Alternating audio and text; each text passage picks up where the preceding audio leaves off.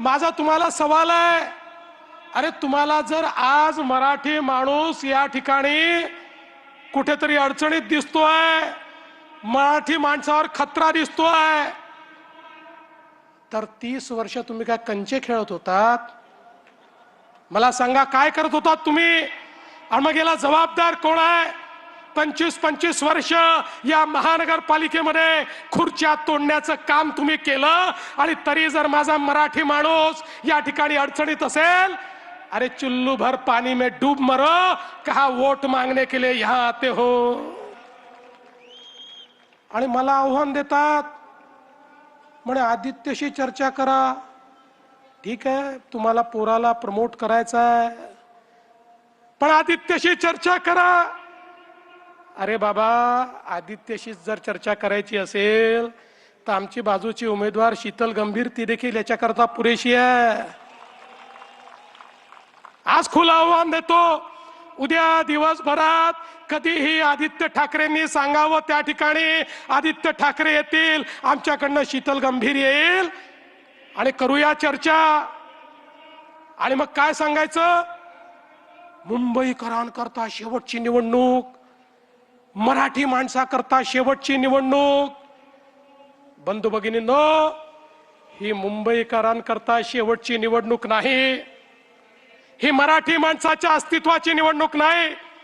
अरे हा मराठी माणूस तो आहे ज्यानं अटके पार झेंडे लावले. छत्रपती शिवाजी महाराजांनी आम्हाला असं सळसळत रक्त दिलाय. आम्ही अन्याय सहन करणारे हे मराठी लोक नाही आहोत. अरे आम्ही तर त्या ठिकाणी पानिपतच्या लढाईमध्ये लढण्याकरता गेलो होतो, ते संकट महाराष्ट्रावर नव्हतं.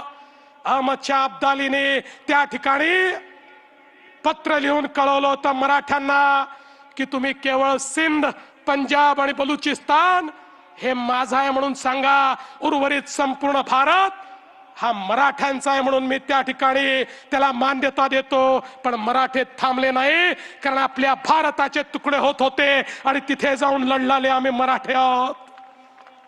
आणि तुम्ही या ठिकाणी आम्हाला सांगता आपलं अस्तित्व संपून जाईल.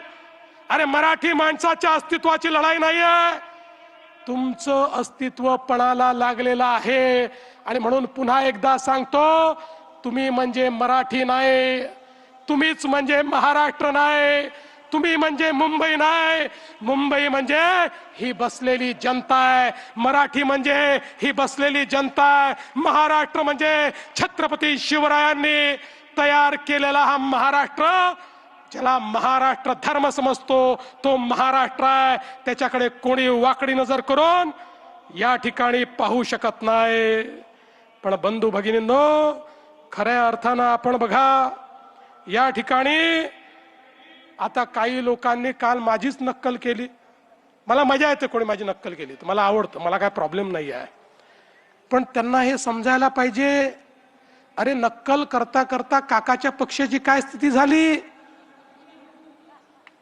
काकाला किमान चांगली नक्कल करता येते, भाषण करता येतं, तुम्हाला तेही करता येत नाही. तुमची काय अवस्था होईल?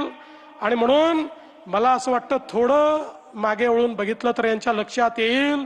आणि काय म्हणाले या ठिकाणी? म्हणाले मराठी करता आम्ही एकत्रित आलो, महाराष्ट्र करता एकत्रित आलो, आणि मग हिंदी सक्ती झाली म्हणून आम्ही एकत्रित आलो.